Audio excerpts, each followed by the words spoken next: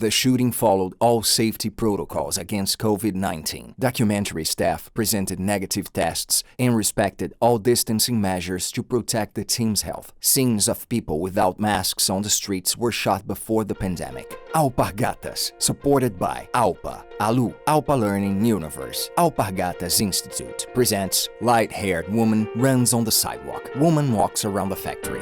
I believe there are incredible women here. Dark-haired woman. I see myself as a hard-working woman. Women working at the factory. Red-haired lady. I have so many stories to tell you. White woman walks. I'm the kind of person who, if you don't want me to speak, don't bother inviting me. I consider myself a winner. Alpargatas factory. When the challenge showed up, I said, I'm in. Different women. Whatever I do, I receive double in return. Women are getting more and more space. Women's faces. They're black and white, adults and elders. They smile. Alpa's inspiring women. We're different. From the Inspiring People series. White background with triangles in Alpargatas' logo colors. At center, written in white letters on a red banner, Free to Fly. My name is Jacelina da Silva Martins. I'm 45. I'm divorced, mother of 3. Carpina, Pernambuco. My life hasn't always been like this, with plenty of food on the table. Jacelina Martins, production leader, Carpina. I had a pretty tough childhood. Often we would go to school just to eat. She's at a table with yogurt, fruits, cheese, cake, juice, coffee. Wearing a mask, she walks around the factory. When I was 7 or 8, I went to school. Picture of her as a child. And a little friend of mine looked at me. She was having a yogurt. Then she looked at me and said, "You will never have one of these." So today for me, having plenty of food on the table is a wonderful reward, you know? It's dignity. Jacelina has brown skin, brown straight hair, wears glasses, and is 45 years old. Picture of her first communion. My father used to work in construction, but everything changed after my father decided to work in market fairs. This was, let's say, the big move for us. It was the turning point. It all started with him selling Havaiana sandals in the market fair. At the factory, employees produce sandals. I've been here for 16 years. 16 years since I started working here at Alpargatas. My 3 siblings and I work here. Myself, my 2 brothers, and my sister. So our relationship with Alpargatas has more than 30 years. When my father had the guts to put a stand at the market fair in order to sell Havaiana sandals. Picture of young Jacelina with a young man.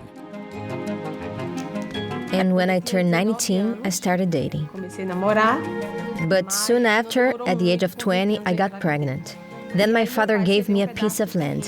So the house where I lived after I got married, I was the one who dug the foundation. But I was pregnant. I was extremely afraid of losing my baby because I couldn't tell anyone that I was pregnant. I would turn on a water hose, then I would soften the clay, and then I'd dig. Soften the clay, and then I'd dig. Then I started working as my dad's assistant. So we did what was possible with the money we had. And we got married. Picture of her smiling while leaning on the hood of a car. Then a picture of her holding her firstborn son. I gave birth to a premature son, and that's okay, life goes on. Then, by the time he was 9 months old, I was still breastfeeding him when I got pregnant with Kelly. Picture of Kelly. When Kelly was 6 months old, I got pregnant with Isaac. I was desperate at the time. 2 babies. But life goes on. We kept going and going. Then Isaac was born. Everything by the book, except that Isaac was born with a breathing problem. He had respiratory arrests, you know? Picture of her giving Isaac a bath. The doctor said he would be in a semi-vegetative state or something like that. But my Isaac came back. But the faith, right? And I became devoted to Saint Francis. He was the first saint who came to my mind. Then I made a promise to Saint Francis. I said, Saint Francis, if you intercede for my son's life, I will pay a promise by dressing him as a Franciscan friar there at the church. There was a cathedral there I think it was a cathedral in Juazeiro do Norte. This promise was paid when he was 1 year old, all dressed up as a Franciscan friar. And my son came back. I think that's why he's so fond of animals. I said that St. Francis is... She has tears in her eyes. His spiritual father, you know? Because even for him to get into college, I said, St. Francis, what are you doing for your godson? Do something. She cries.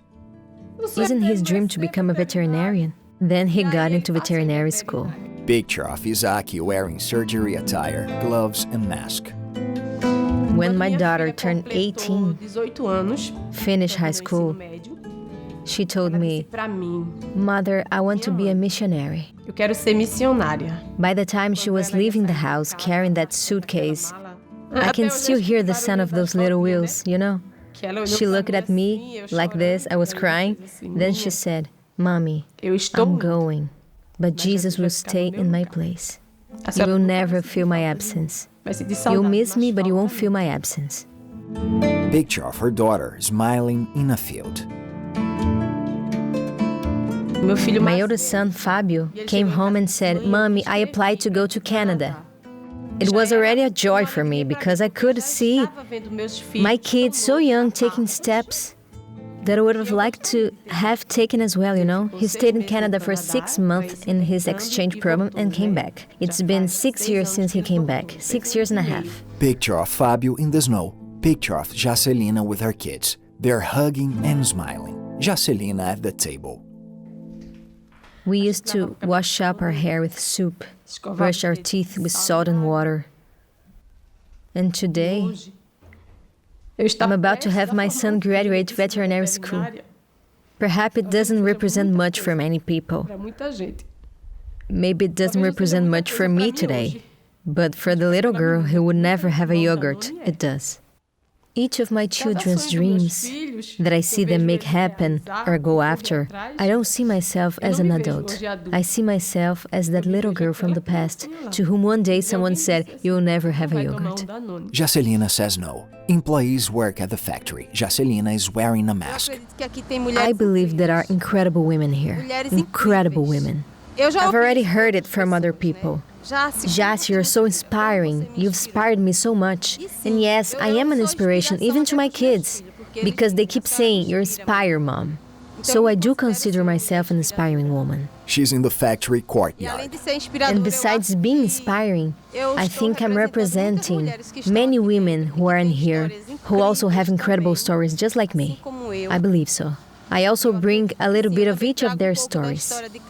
Written in white on a red banner. Wherever she goes, the sun follows. My name's Rosângela Cavalcante Vasconcelos. I'm 58, mother of 2 of the most beautiful kids in the universe. Rio de Janeiro. In a factory, Rosângela sews. Rosângela Cavalcante, seamstress, talhos, Osclan. I spent very little time with my mother, and we were young and the tiny house was made of thatch, with all that rammed earth, those bamboos. But it was nice. We were little. Everything was very funny. My nickname could have been Little Bit. There was the soap opera where the guy was called Little Bit. I used to be Little Bit with someone. She gives her statement while behind a window in her home. Little bit with another, little bit with someone else, you know? So I think that's why I can say like, oh, I'm dazzled. I don't know how to be like that, but I love what I do. She's 59, has gray hair that is short and straight, and brown skin. I'd spend some time with my aunt, some time with my grandma, a bit with my aunt from Realengo, whom I love so much, more than I can describe. And after her, after a certain age, I went back to my grandma. Picture of her as a child. And one of her sons, my mom's brother, my uncle as well, also moved in with her. Then my grandma, there was a house right beside. My grandma asked her neighbor, I wasn't aware of anything, asked for me to live there. Then I used to cry. I never forget that. My grandma used to hand me food over the fence. so they wouldn't have to pay for everything, right? She ended up having a misunderstanding with her neighbor. The neighbor's wife got jealous of me and I was thrown out. I called my sister and said, "Ask Lucio." He was my cab driver. And then he came to pick me up to the house of a friend from work who said I could live there. Wooden shack. I had never lived in a shack. I had lived in a thatch house, but never in a wooden shack. After I got there, my brother-in-law struggled to find a place. When he saw me, he asked, "Is this where you're going to live?" And then I looked at him and said, "Well, what am I supposed to do? Where am I supposed to live?" Close-up of the sewing machine. Rosângela sews at home. At home, she wears no mask. At the factory, she does. I don't know anything about my father. I've spent a few years with him. He even died by my side. I was responsible for his funeral. But he used to show up every 3 years, 2 years. Picture of young Rosângela with 2 women. I wanted to have my mom. I wanted to have my dad. Why does nobody love me? I used to think that I was neglected, ignored. Picture of Rosângela's wedding. I got married at the age of 19. Since my husband was very withdrawn, like Gabriel, my youngest, he's reserved just like him, very serious. I call him Ogre. I said after 3 months of marriage, I'm going to have a baby. 3 months after getting married, I got pregnant with Thiago. Picture of her pregnant. Deep in my heart, I believed that my husband did me wrong. I already had those frustrations, from my father, mother, my grandma. I carried a grudge against my grandma for sending me to live with neighbors. Then one day he showed up and said, "I'm leaving, I'm not a good father, I'm not a good Christian." Everybody there was a Christian. "I'm not even a good husband, so I'll go." I cried and said, "I'm going to die. I want to die." All I wanted was to die. Just wanted to die. And what do I do to kill myself? I'd never know how it was to die. I want to die. Then I picked up 10 pill packs. 10. All I remember is the screaming, "What have you done?" Then my mother-in-law wanted to kill him, saying he was responsible.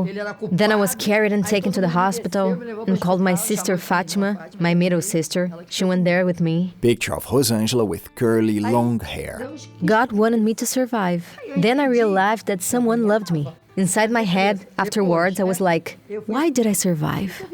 At home, Rosângela sews.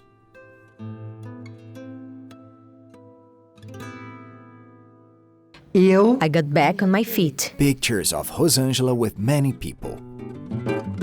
Got back for myself, for my kids, because I'm not all this crap that I thought I was. I'm not the weak person that I thought I was. I'm not the neglected person that I thought I was in the past. There are lots of people who love me, including this aunt from Realengo, the person who makes me feel loved the most, after God. The end. This girl has been through difficult moments in some stages of her life, and she's always been like that, joyful. Wherever she goes, the sun follows. Her aunt smiles. At the factory, employees sew. Rosângela sews. My story with sewing. My aunt was the one who put me in my first job. It was in finishings and stuff. And I'm very curious. I kept learning and enjoying more. And I never left this profession, And I grew in my job. My story with sewing at first was in small factories, jobs that I searched for myself.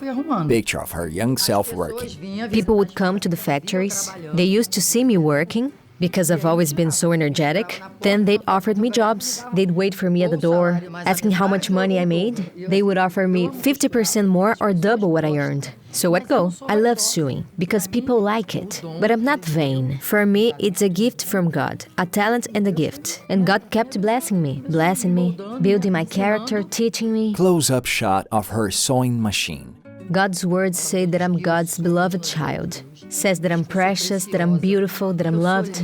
So today, that's how I think, do you understand? If no one else agrees, I just don't care.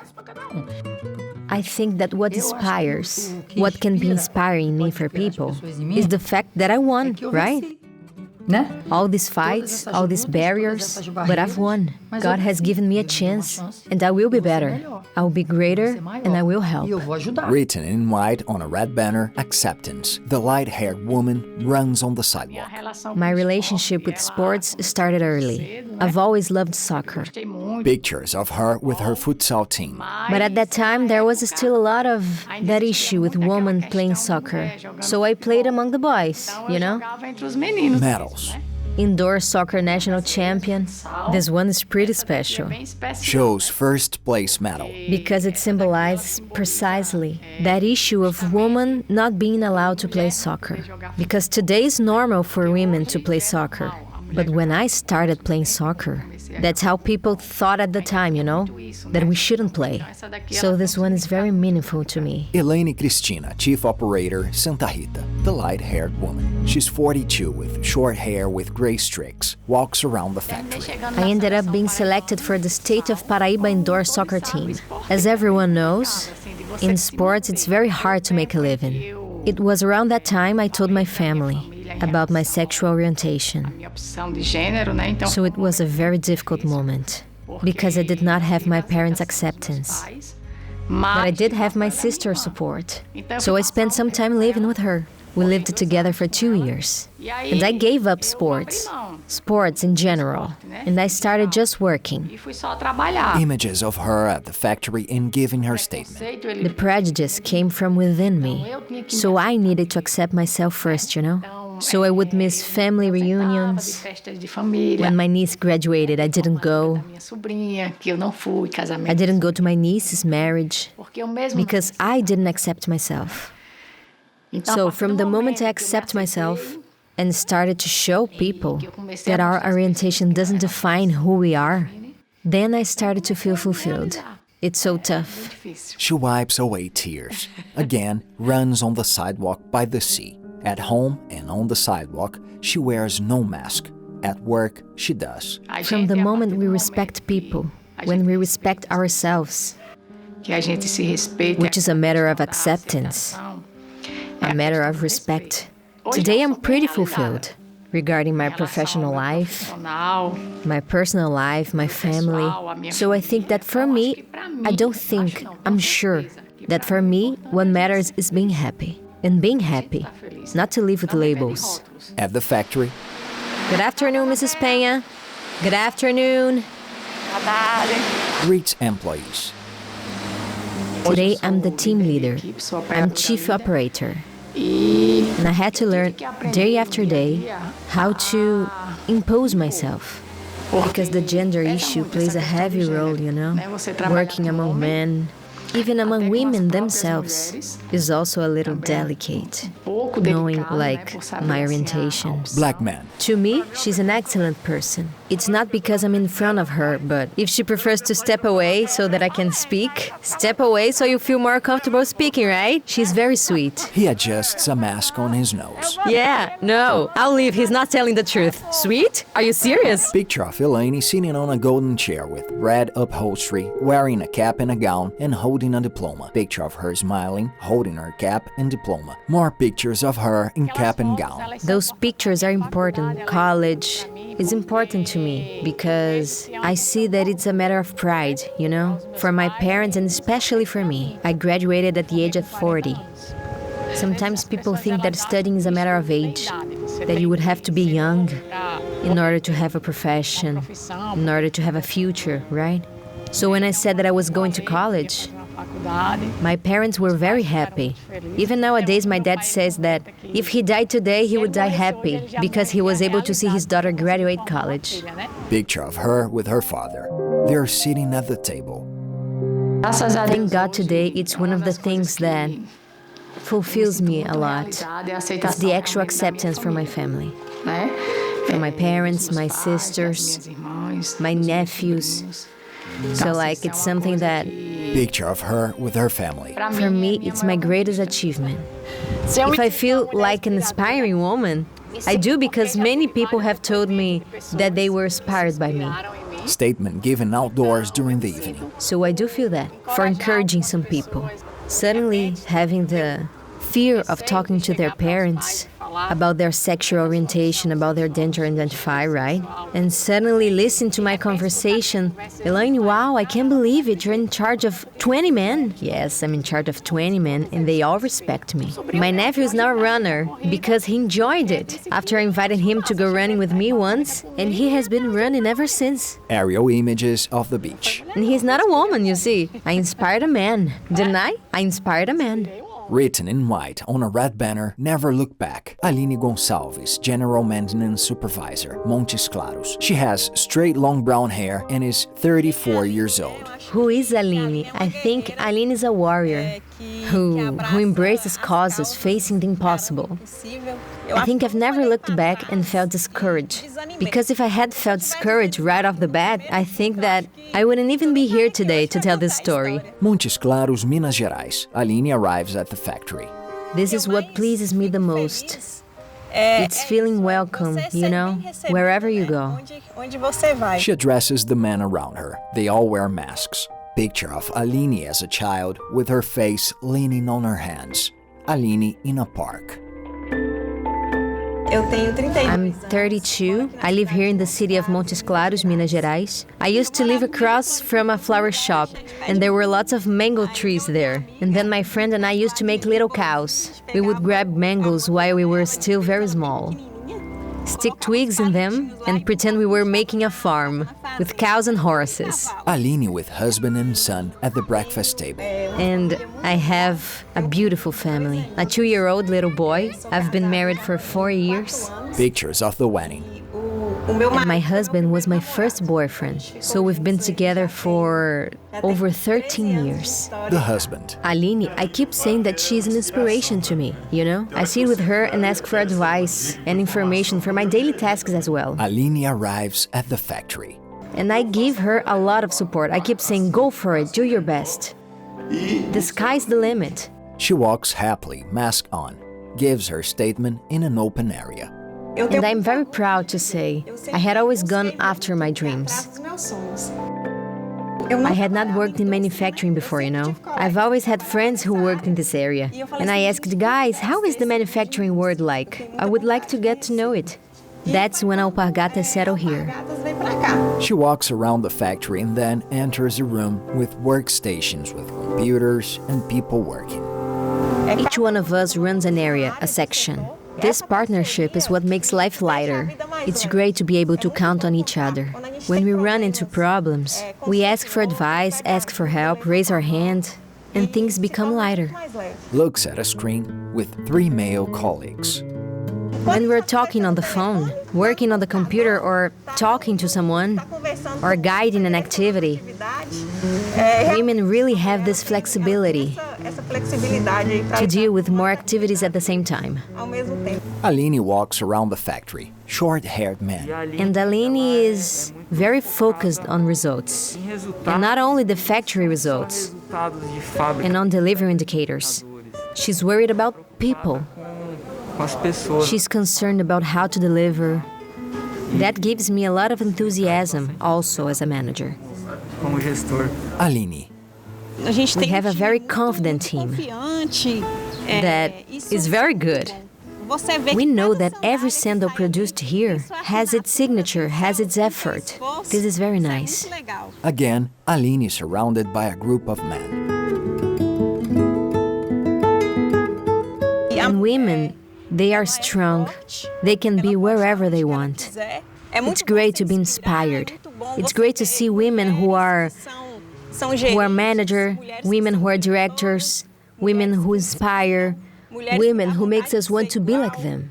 And this female aspect of giving your best at work, giving your best at home, giving your best to your children, or giving your best to life itself, we're different. Alini's eyes water. Written in white on a red banner, Solidarity. My name is Rosângela, I'm 41 years old and live in the city of Ingá. Ingá, Paraíba. Rosângela Oliveira, Senior Analyst, Alpargatas Institute. Ingá is a city with 18,000 inhabitants. It's a very welcoming city. It's also a city known for its shoemaking, which runs in its blood, because in the past, there were lots of shoemakers in the city. I think that was also the secret for us having such a factory here in the city. It's having in our blood a shoemaker's soul. I walked by the factory's gate on my way to school. I was in 6th grade, 12 years old, and I wanted to be a doctor. But everyone kept telling me, but in order to be a doctor, you have to buy books. They're expensive. I used to say, wow, in order to buy books, I need to work in that factory. So I stopped by and asked the factory director for a job. He said, you're too young, come back in 2 years. But a year later, I'd come back again to ask. Then at 14, I filled a form, and at 15, I joined the factory. Black and white picture of Rosângela with others. She's 41 years old with brown hair and glasses. Truck on a dirt road by the railway. 4 men are on the roof of a house under construction. Picture of people in joint effort passing bricks to one another. Rosângela gives her statement outdoors. I truly learned how to be a leader through our joint construction initiatives. I became supervisor, I had all the technique, but no leadership. And that's why I said that leadership can be learned. And I learned it through joint construction initiatives. Pictures. It started with an employee who told me that there was a family living by a sewer. Then we said, why don't we build a house? Pictures of construction works. And then I kept going. I said, I won't stop. Every year we'll have to build a house. Every year since that day, we built one new house. Someone would come telling a story. We would check to see if it was true, if it was really worthy. Then I would show the whole situation to the employees. And they would say, let's go, Rosângela, let's do it. When they say, let's go, that was it. Then it was easy, because we were 200 people. It wasn't only Rosângela. Aerial images of empty lots and some houses at the back. Rosângela gives her statement with houses at the back. We are here at the station in Ingá to tell the story of Leléo.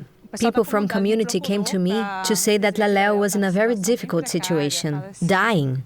And at that moment I said, my God, no, it's not our goal to do this, but let's go there and see. She goes to a house, lady with her hair tied up. This woman is an angel in my brother's life. An angel that God put on our path, you know?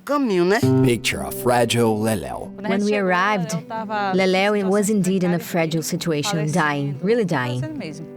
So I went back to the factory, halted their work and said, guys, we have this gentleman at the station. What shall we do? People from the factory, gee, Rosângela, let's join efforts. One group will do the cleaning, the other group will bring him coffee, the other one will give lunch, and so we did. Leléo recovered. What she's done, nobody did, you know? She stepped it up, I didn't pay for anything, and she would take me to the hospital. She spent money on me, and today I'm here, right? Until the day Jesus wants, and her too, right? Rosângela. My husband, he thinks that I want to grab the word with my hands. And that I was supposed to, and I shouldn't give as much of myself as I do. Yet, I think that deep inside he actually likes it, you know? Because he talks a lot. People tell me that he speaks very proudly of what I do. Whatever I do, I get double in return. Meager homes by the railway. When my mom died, I remember that when we left for the funeral, then I saw everyone from the factory in uniforms. Then I looked at my team leader and said, the guys are here, the factory's closed, that isn't right. She said, they called the manager, asking him to come to the funeral, and he allowed them. The factory shut down so they could come to your mother's funeral. Everybody was there. She cries. Everybody was there. I didn't feel alone. I felt strong. I was even able to support my siblings because there were so many people. There were a lot of people, a lot really. So they came to me, hugged me, waved with their hand, I'm here. So I felt very embraced. It's like if it were God, you know? I felt God. God doesn't come down, right? But He sent everyone there. So my whole team was there, giving support to me and my family. All of them. Picture of 26 people in joint effort, all raising their hands and smiling.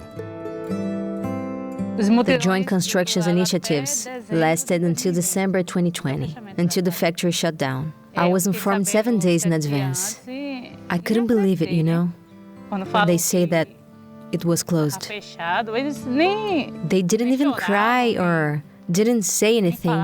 She cries. Then I remember saying, I have to tell them, they are not getting it. When I got up at the top of the stairs, I said, guys, the factory has closed its doors, but it hasn't closed its doors to you guys. You have lots of opportunities. Everybody started crying. We consider it like our house. After the factory's closing, I was invited to join the Alpargatas Institute.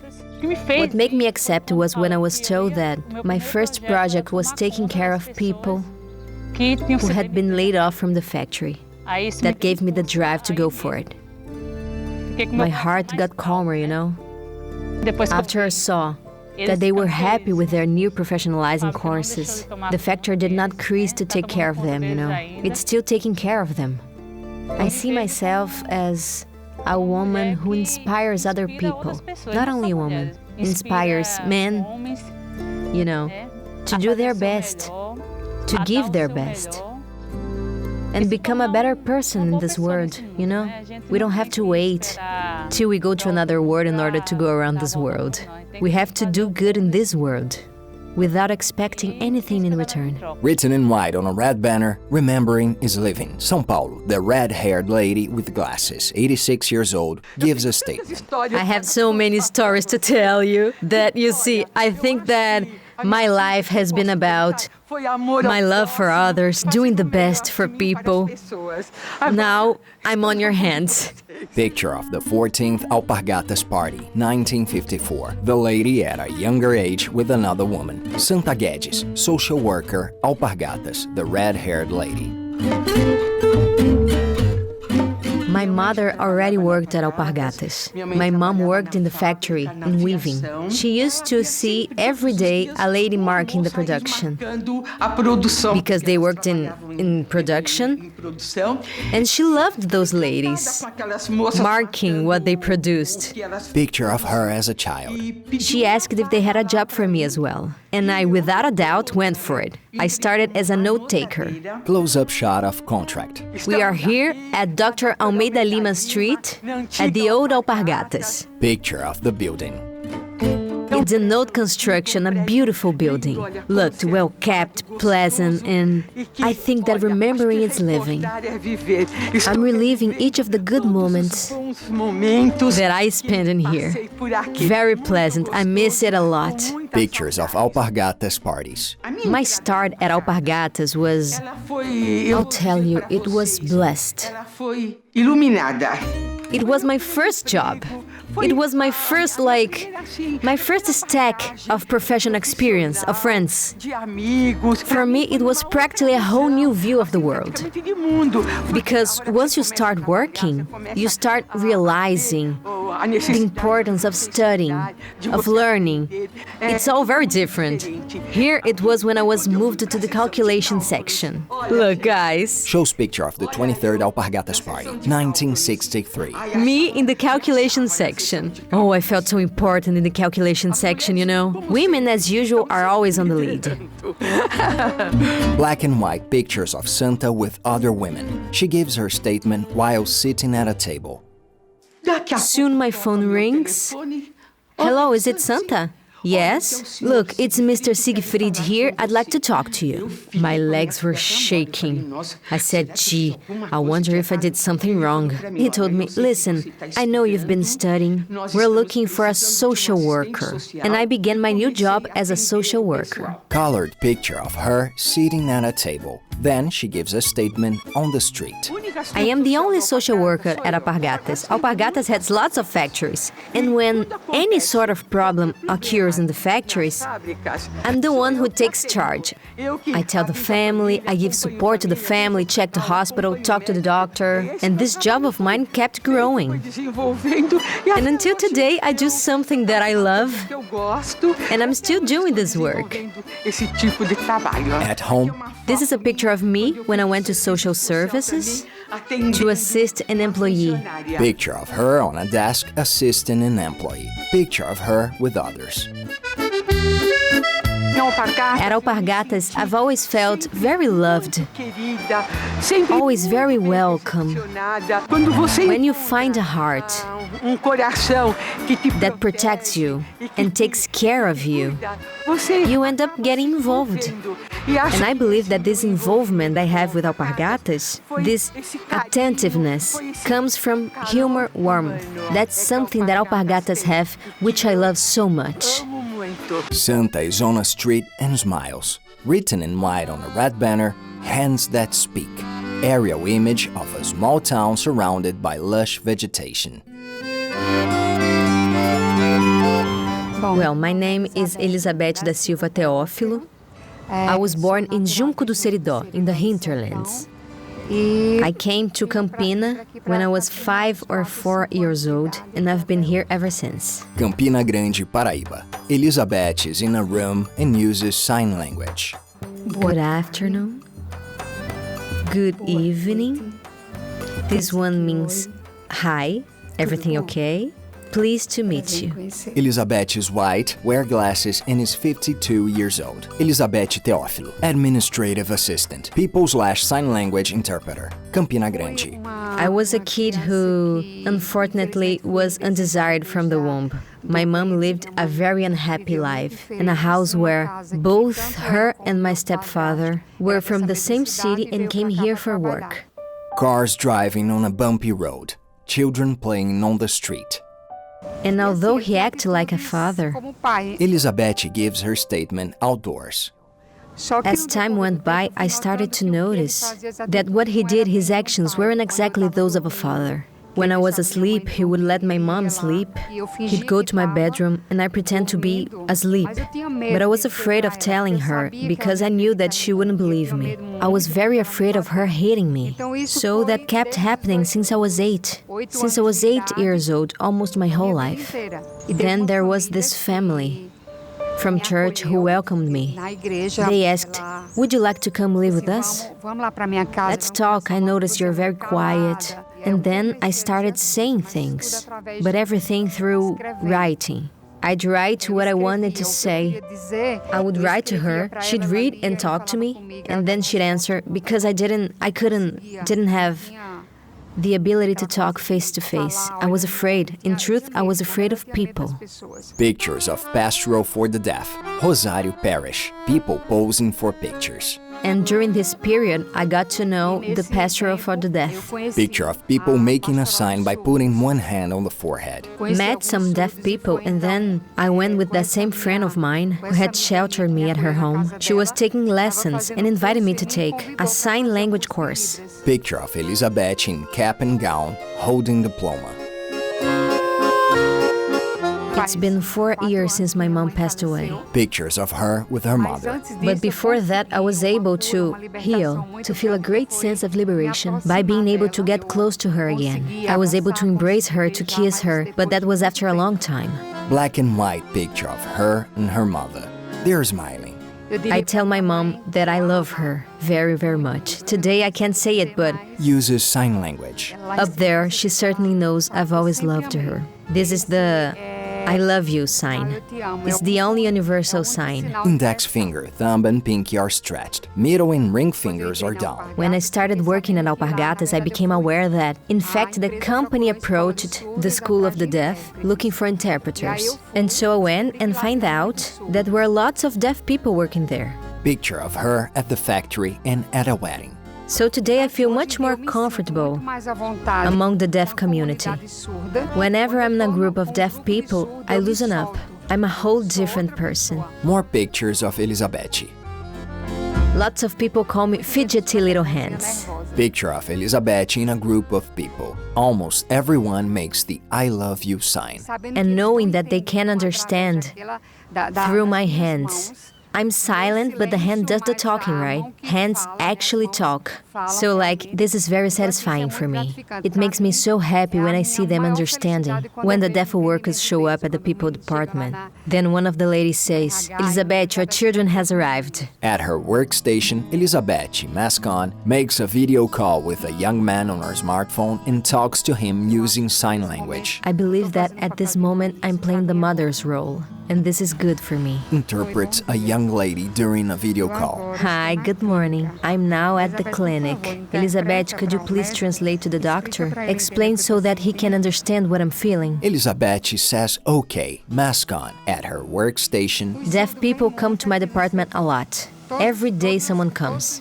They come a lot, both in the morning as well as in the afternoon. I'm a bit of psychologist and a bit of a mother to them. Whenever they had some sort of problem, I sit and talk to them. If they have any issue sometimes in the family, they also come to me. Balding man grabs sandals straps. Now he addresses Elizabeth. Work can't separate between deaf and not deaf people. That is the importance of having inclusion, so that everyone feels equal. One helps the other. This exchange is very important. Elizabeth gives her statement using sign language. I thank the whole deaf community for the person I am today. I love them all. Elizabeth smiles. Written in white on a red banner, apart but ever closer, aerial image of a small town. Teresina Pessini, Quality Manager, Santa Rita. My name is Teresina. I was born in Fagundes Varela. It's a tiny town in the countryside, in the state of Rio Grande do Sul, with 2,500 inhabitants. I came from a family of 5 siblings, 4 women and 1 man. Teresina is white with short black and curly hair and is 45 years old. My family has always been very underprivileged, living in a ranch in the Rio Grande do Sul state hinterland, and my dream was to study. I remember when I was very little, my dream was to become a math teacher. Animal grazes on a field. I've lost count of how many times I've had to move. I think that the first move is the most significant, because it feels like everything's going to change in our lives, you know? But then afterwards, from then on, moving becomes pretty easy. You put your clothes in a suitcase, zip it up and head anywhere without fuss. She smiles broadly. Black and white picture of her as a child with hands in prayer position.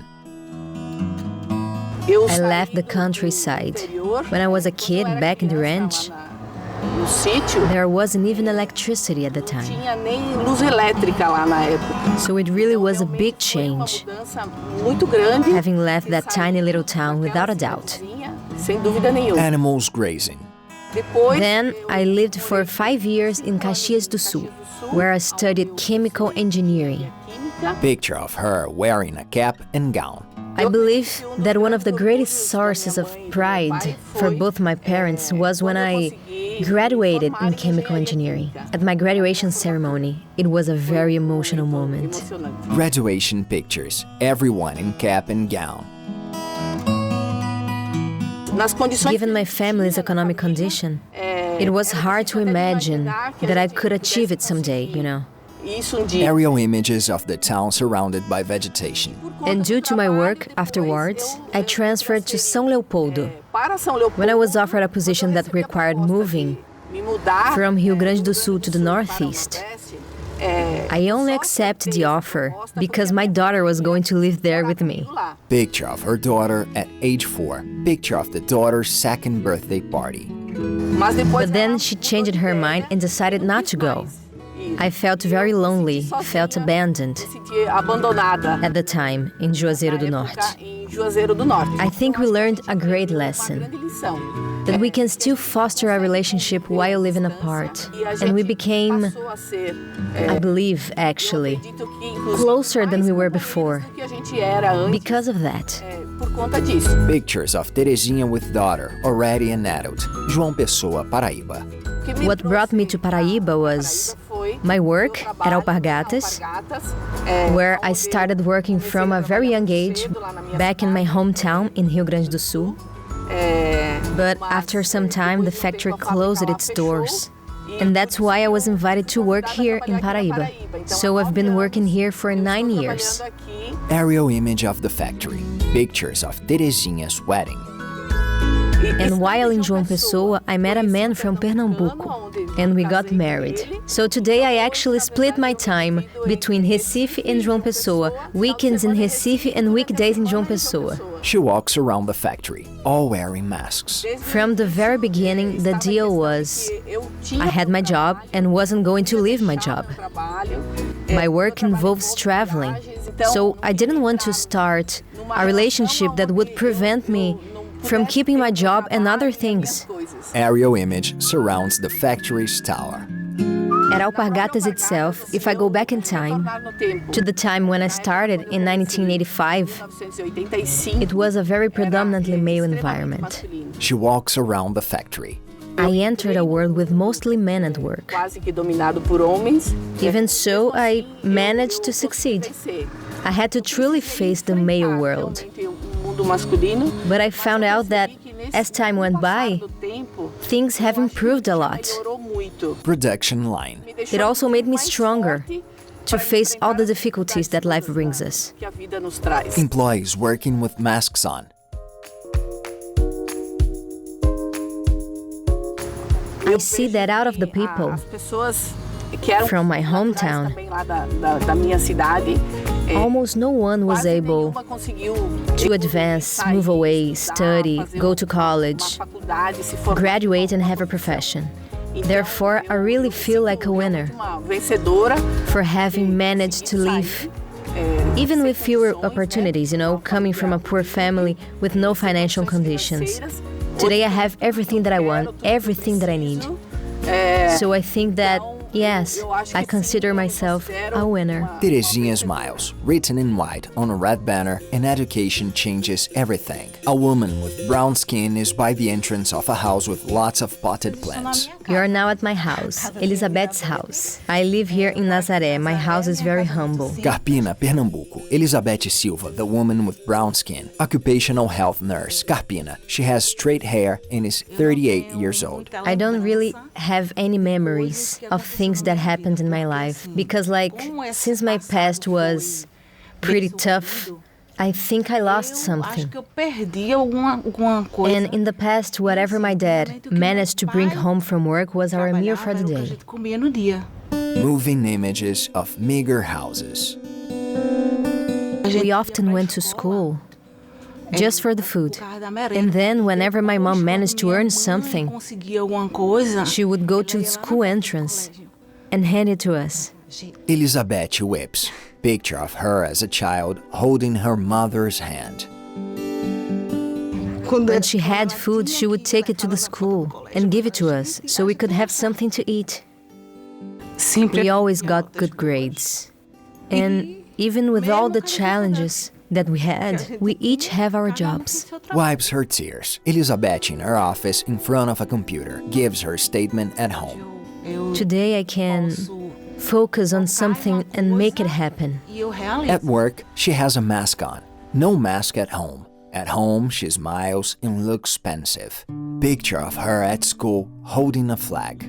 When I started playing volleyball, I was 13. Picture of her with her volleyball team. And there was one condition. We needed to get good grades in order to be allowed to play. I played from 13 until 30 years old. Recent picture of her and her team at a gym. This is where I spent many years training with Borges. Being here, not wearing my volleyball uniform, and seeing my future as I could not have imagined. Leaving this court and making my future out there as a nurse, Surrounding image of Elizabeth on a gym court. At home. Professor Borges, who was my coach, during one of our conversations, he asked what we wanted to become. Professor Borges. At first, she wanted to attend a nursing technician course. That was when I encouraged her to do so. She knew that it involved many difficulties, but she's seen her past efforts come to fruition. A girl who has suffered in life. A girl from an impoverished background who has won. And most importantly, she's a fighter. Picture of Elizabeth's graduation beside her father. She's wearing a cap and gown, smiling. For me to take the nursing course, he paid the first installments, and then my mom took care of the rest. I earned my degree as an occupational nurse.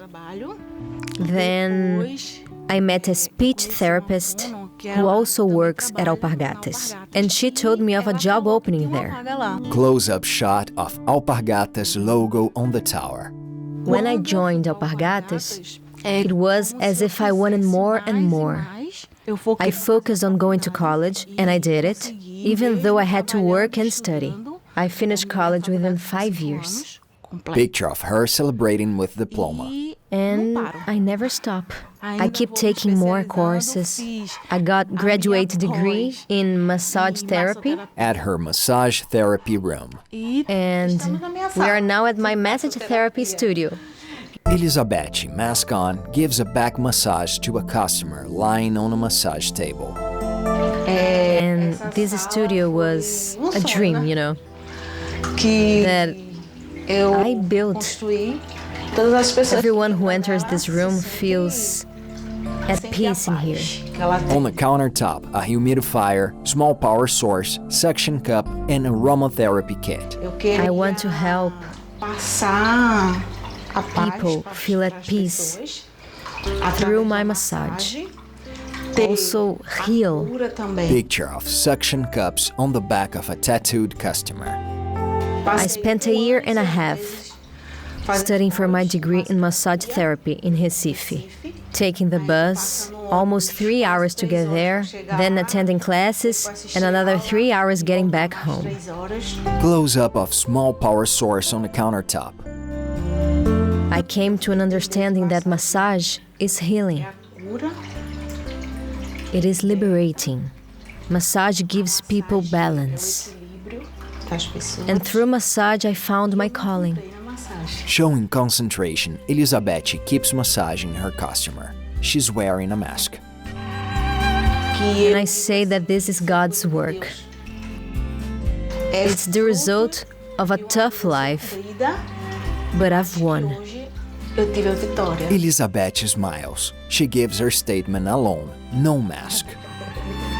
Written in white on a red banner, My Place, Montes Claros, Minas Gerais. Woman walks, mask on, arriving at a factory. We are all aspiring from the moment we start respecting our wishes, that we pursue them. Gisela de Almeida, Quality Inspector, the woman, Montes Claros. So each one of us who chase after our dreams, regardless of which dream it is, with our battles, our daily struggles, we become inspiring to everyone, all of us. She has tears in her eyes. She's white with long straight hair, 24 years old. Várzea de Palma, Minas Gerais. My hometown is wonderful. I love it, really like it there. Despite the lack of opportunities that are offered for us, it's a very welcoming city. It's a small city with very nice people. I like it a lot. Whenever I can, I go back there. My whole family's from there. It's my place. Pictures of her as a child and then as a teenager. I couldn't imagine life as it is. I was a teenager. I did not comprehend things as I do today. But I've always been very determined of what I wanted. I really enjoy studying, and I still do. I was a girl. She happily walks around the factory. Most of my girlfriends, each one has taken a different path, gone to different cities, searching for the same thing I sought after, which is work, college. There are choices. Those who choose to do this, search for something related to college and work, have actually left town. Pictures of her parents. My parents didn't want me to take all my clothes. I was supposed to leave some at home because my home was there, not where I was going to. I know it was very hard for them. She cries. Video of her mother. I wanted you to stay here. I wanted you to take a course at City Hall. You said, no, Mom, I want to go to a federal university. I said, okay, you can go. Is that what you really want? You said, yes, Mom. I said, all right then. Gisela walks around the factory. Close-up shot of a huge warehouse with piles of rubber divided by colors. When I joined Alpargatas, on my first day, I thought everything was huge. Production line. Gisela with a young lady. Most of the workforce here is female. This is Maria Eduarda. She's a young apprentice, just as I was when I joined the factory. Tell us, Duda, how things are going for you. Gisela, more than anyone, knows that when I got here, I didn't know absolutely anything about how an industrial plant operated, how the process of manufacturing a sandal was, and how it worked. She jumped in with the utmost support. She helped me so much. She did great supervising. She knew how to perfectly guide me through this process. I admit that for me it's been a great experience. I was able to develop my ideas and see the world in a totally different way. And it's been really great in here. Factory's facade with the sun at back. It's like going back in time and seeing how it was for me. Seeing that other women are facing the same things, chasing after what they want. Gisela gives statement outdoors. My father is also pretty reserved. He talks to us more than to others. He shows us what he thinks. Video of her father. Today I see that you have a bright future ahead of you. I've always trusted your capacity and feel a great inner strength in you, of growing more and more, and that makes me very proud. Gisela walks around an area of the factory. Aerial image of the factory with trucks parked on the side. Gisela. Despite the fact that we keep overcoming barriers each day, women are fulfilling more and more space each day. But yes, it's more difficult. But we are managing to overcome it day by day. Written in white on a red banner, victory has no limits. Campina Grande, Paraíba. Woman with dark hair and girl playing on a merry-go-round. My name is Joselma Alves Trajano. In order to tell my story, I have to show where I came from. Joselma Alves Trajano, the dark-haired woman, machine operator, Campina Grande. I'm in here in Campina Grande at Tambor Street. This is where I was born and raised. She's 42 and wears braces. Street with meager houses. My childhood wasn't much, let's say, like that of other children, very enjoyable. Because I have a physical disability, you know, on my right leg, that limited my ability to play with other kids. Also because there used to be prejudice from other kids. Picture of her as a child, sitting on a chair outdoors. Recent picture of her and her parents. And my mom used to work at the hospital. She knew the doctors and managed to get surgery for my leg. Because it was very hard for me to walk, I couldn't step on the ground. I had to go through 3 surgeries. Picture of her young self at the entrance of a house. More pictures of her. I only began to accept myself after the surgeries, once I began to walk better than I used to. Things got a lot easier in my life. Picture of Joselma embracing a man with a mustache. Aerial image of meager houses. I moved here because, at first, we hadn't bought a house yet. When my husband and I decided to get married, his father gave him the land and he built our house here. So that's why we decided to come and live here. Houses garden. Picture of her and her husband, the man with the mustache. I believe that because I have a physical disability, a physical limitation on my leg, I believe it got in the way a little bit of me getting a job. Pictures. Because at the time before I turned 21, I fought for my things, you know, but I never got them, you know. Once they realized that I had this limitation, they gave me no opportunities. Aerial image of the Alpargatas factory. Women working on sandal straps. Once I sat by the machine, was taught everything, went through that preparation process, I couldn't believe it. I was working and looking at myself and said, my God, am I really working? It is actually true. It was my first job. There is no getting used to it. Deep in my heart, I have nothing but gratitude. She walks around the factory with a slight limp. Then, Joselma with her husband. They're wearing masks. I'm very proud of this resilience of hers. You know what I'm saying? Because she's very, determined. She doesn't give up easily. She cries. Don't cry. I see myself as a fighter. Joselma gives a statement. Fighter, you know? Because a role model. Because like me, like many others, We spend time away from their homes, their children, and go to work to fulfill their work schedule, their goals, and come back home feeling accomplished. And once they get home, they can take care of their lives, take care of the kids, the house. It's rewarding. She's in tears, written in white on a red banner, Sewing Transformation. Aboneide Silva, production supervisor, Talhos, Osklin. She's black, 31 years old. 14 days after I was born, my mother gave me away to my grandparents. My mother had to leave João Pessoa, come to Rio, to be able to give us a better life, me, my grandma, and my brother.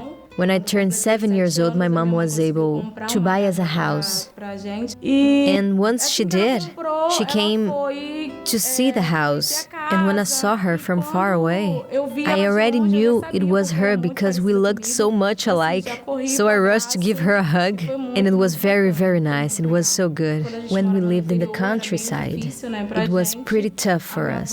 My grandma always took good care of us. My grandma was a mother to me. Picture of her grandma on a wheelchair, holding a picture of the Virgin Mary. When I turned 16, my grandma had her first stroke. And right there, my whole world kind of stopped, because I felt I could no longer manage. I kept studying, started to take care of my grandma. She was very ill, got very weak. She depended a lot on me. When I was 17, my grandma had her second stroke. And that's when it felt like my world had ended. And I began to just throw myself to the world, completely lost. I no longer took care of my grandma as I used to. And when I realized that I couldn't, Aboneide gets emotional. Sorry. For me, it was very complicated. I got involved with drugs. She wipes her tears. I started working as a prostitute. I took some time to think and decided to come to Rio de Janeiro to live with my mother. Rio de Janeiro, Aterro do Flamengo. Slum houses with massive interweaving of electrical wires. I called my mom asking if she would have me at her house in Rio de Janeiro with her. Picture of her and her family. In fact, I think I lived with her for 1 year and 8 months, something like that. Then I had another relationship. I met my son's father here.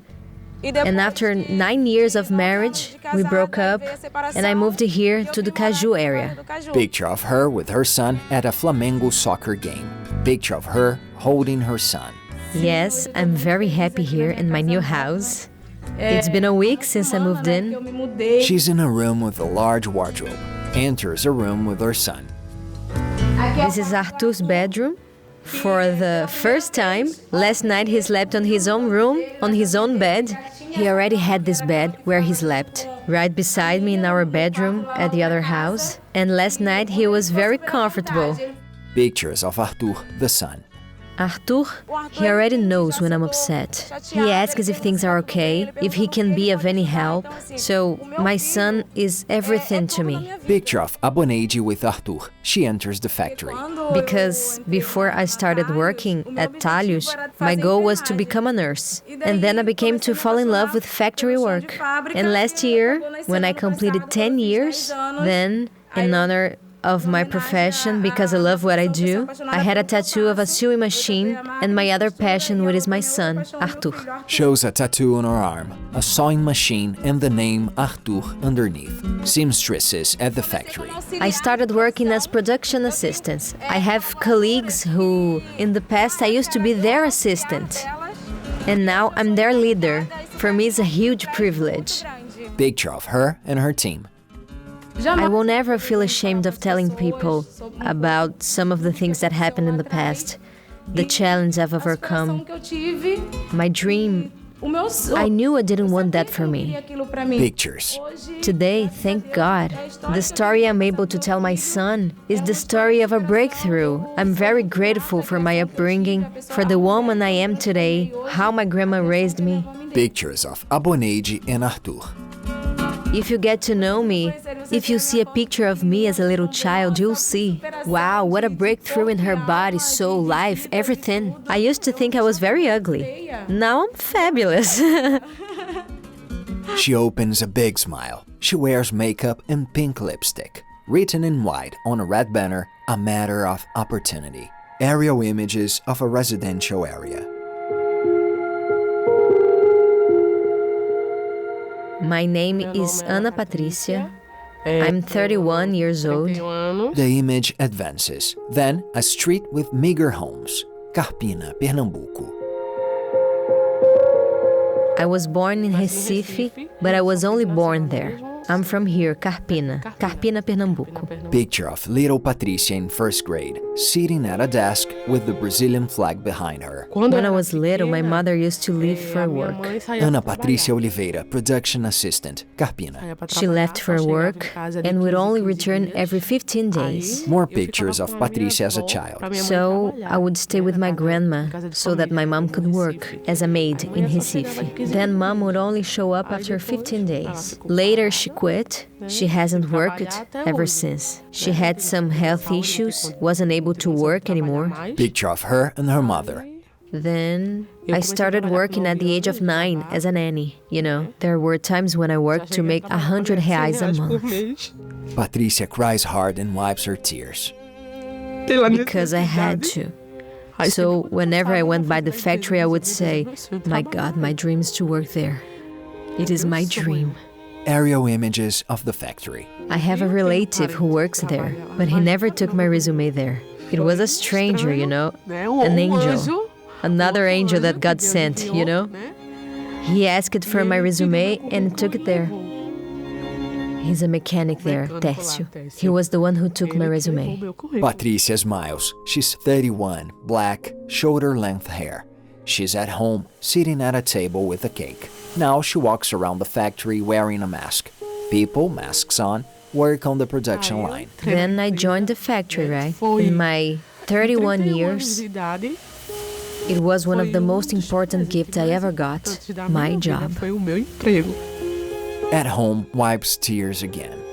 I was so happy, so happy. And I was even happier when I saw how proud my mom was when she saw me in my uniform. I could see the pride in her eyes. Looking emotional, Patricia walks around the factory. Now she uses a smartphone to make a video call with her mom. Gee, we were very happy. I cried a lot. Thanked Jesus a lot. We were so extremely happy. I used to pray asking Jesus for an opportunity for us to make a living. Asking my God, give Patricia a job opportunity. Since I can't work anymore, I have a leg condition. Thanks to the honor and glory of Jesus, we no longer go through what we once faced in our lives. Picture of her hugging her mother. Patricia gives a statement outdoors. My mom's biological mother had many children. The only daughter, my mom, she threw in the trash. Her mom threw my mom in the trash. It was a lady with more than 5 children who raised my mom. She's my grandma, who's no longer alive. Even with all the challenges at that time, my adoptive grandparents, you know, those who raised my mom, they were very, very, very poor, really. Really, really. And even so, they raised my mom. They did, right? Employees at the factory. So, in the beginning, when I started working, there were people there who are not there anymore. Sometimes they said, "You do not have a disability, woman." Yes, I do, but I don't have to prove to you that I have a disability. I don't have to prove it. Then, with time, they started noticing, paying attention to the way I walk. That's when they actually realized that I really had a disability. My disability is that 100% strength I have on one side, I lack on the other side, which is a result of cerebral palsy. During birth, you know, when my mom was about to give birth to me, she faced some complications, and then this happened to me. Picture of her as a baby. Walks with a slight limp.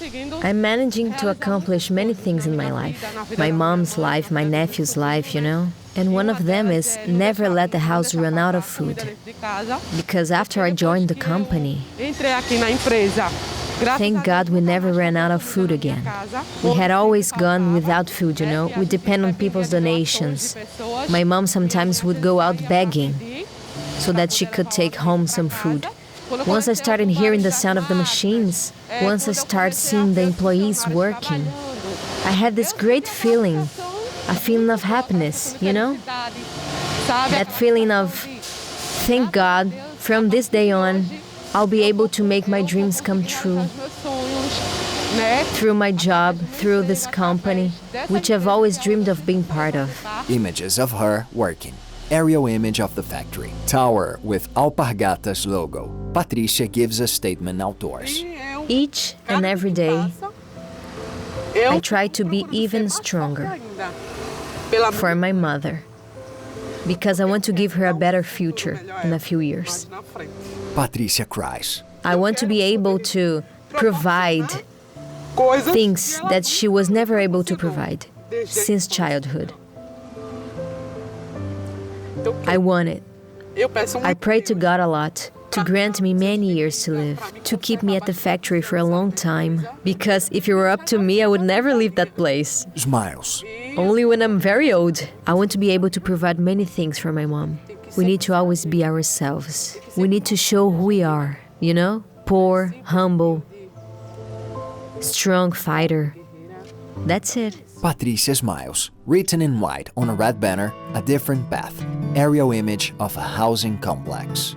My name is Rosiane, but everyone calls me Rosie. Rosie has straight long brown hair and is 39. I'm Maria and José's fifth child, married to Altemar for 16 years. Picture of her with her husband. I was born in the city of Ingá, in Paraíba. Rosiane Gomes, production supervisor, Montes Claros. Since I come from a very, very impoverished family, seeing that someone from the family was somehow able to succeed and take a different direction than most of the people in my family is a source of inspiration, knowing it's possible. Montes Claros, Minas Gerais. Rosiane addresses a group of people at the factory's outdoor area. All have their masks on.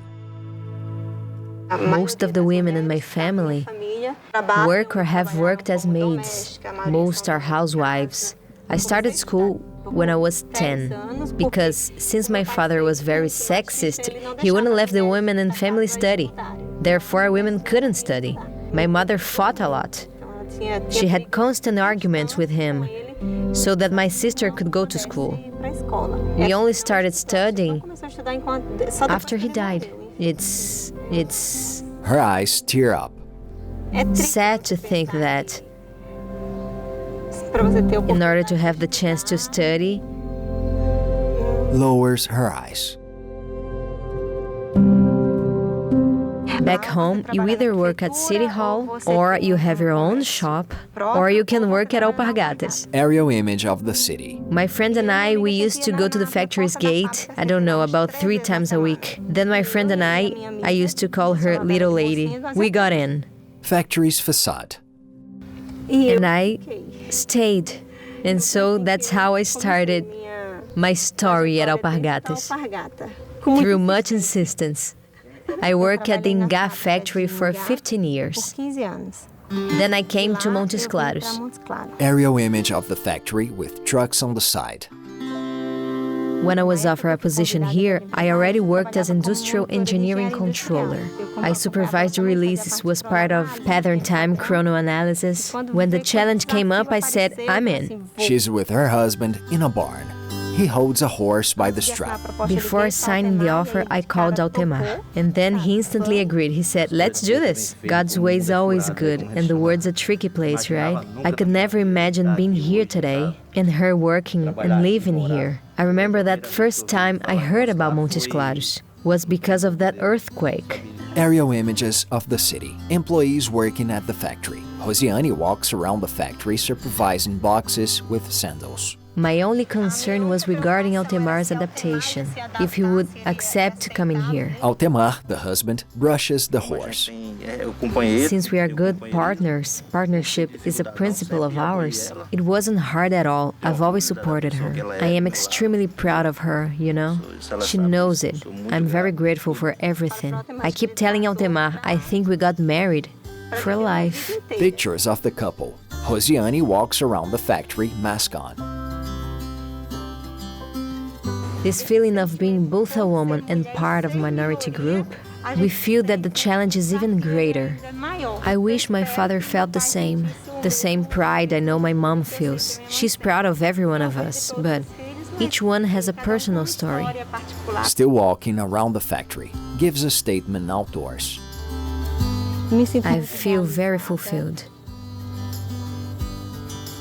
I think this is Rosie. Written in white on a red banner, "May other women follow." A white woman, 57 years old. I was raised in that place. I was raised there. So I saw its growth. So that place is very beautiful. Campina Grande, Paraíba. You know why? Because it pulses. Employees at the factory manufacturing sandals. You'll see how it pulses. That thing pulses. And that's in our blood. Maria Bethânia Galdino, PCP manager, Campina Grande, the white woman. I believe that my story inspires other people because I went out there and broke down barriers. And I am so happy to be able to, with my story, inspire people and help them change their lives, write their own stories. Alpargatas factory. Bethânia gives a statement while seated. Pictures of her. I had just finished college. I was that young girl full of dreams. What's now? How is it going to be in the real world? You know, how is it going to be in the real world? And when I got there, it was a new world for me. She walks around the factory, mask on. Off I went, full of fears, you know, those butterflies in my stomach. I got to see and understand how Havaianas were made. Employees in the production line put straps on sandals. Picture of Bethânia with her team. I'm that kind of person who, in case you don't want me to speak, you better not invite me, because I speak. Because I think that I must fight for the things I believe in. Workstations with computers. Well, this is my department, okay? There is a division here. Here I have my supervisor, Eudo. Here I have the strategists and analysts. Points at people, walks around the factory, gives statement. I started as an assistant, therefore I wasn't actually competing with anyone. Back then, there was no such thing as confrontation.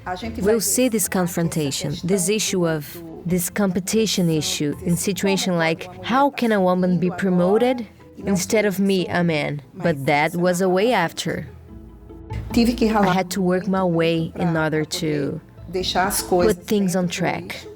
Men in glasses. Bethânia has always been at the front of everything, you know, a pioneer. Alpargatas Brazil, this factory, let's just say, it used to be a place where there had always been more men than women. I think the ratio was 80-20. And for Bethânia, it wasn't easy to work with us. She managed to conquer her space, you know? She built it. Pictures of Bethânia with male staff. The factory was small. Then a study was made. An expansion was about to take place. The plant manager called me one day. I had arrived around 7:15, I think, and he used to arrive early. Then he called and asked me to go to his office. So he came to me and said, look, there will be an expansion and this is the deal. Pictures. You'll be in charge. Bethânia. Once the expansion is finished, you go back to your position. Then it was really hard, because that's when I became my peers manager. Gray-haired man. When she got here, I had been here for just a few days. We've been working together for over 34 years. She is an amazing person. Happy with her life, you know? She shows a lot of confidence. This is something I found here. Ended up gaining a sister. Bethânia. I was accomplishing tasks and stuff. One day, there would be a strategy managers meeting in the city of Mojimirim, São Paulo. My boss came to me and said, look, you're going, but I'm telling you, you're not a manager. You will be representing me, etc., etc. But there's this one thing that I would like to ask, and you can't tell anyone. You have an interview. So then, after a while, I effectively got a promotion Pictures. as PCP manager, also the first female PCP manager of the company. After me, thank God, there have been more too. Pictures of teams. Straps are inspected. Sometimes I get some messages, and I find them so beautiful, from people of humble backgrounds, women, saying that I'm a source of inspiration. Then I say, that's a lot of responsibility. When you're not in your comfort zone, you must reinvent yourself. I said, I had to reinvent myself to lots of directors. Had to reinvent myself for a project in São Paulo with totally different people. So this movement is what makes me feel proud of this story. You know, knowing that I will live, but this story will stay, because it doesn't die. It doesn't die with me. It continues eternally. Why? Because there are other women coming. There are other movements coming. And may other women follow. Betânia smiles proudly. Pictures of women who gave statements appear on a white background. Written in yellow, may these stories inspire and open more paths. Small colored triangles appear. Written in black, we've heard and shared inspiring stories of Alpa's women. Due to the portrayed issues, we felt the urge to do more. In Brazil, we entered a partnership with Fala Mulher Association, which fights violence against women. Should you need any psychosocial or legal aid, please contact Fala Mulher's Assistant Department. WhatsApp 11 97186 6687. Email falamulher@falamulher.org.br. Fala Mulher Association. Let your voice be heard. This partnership is just the beginning. We'll expand our support network to other regions where we operate around the world. Alpa's inspiring women, inspiring people. Alpargatas, Justi Comunicação, Miração Filmes. Audio description, CPL.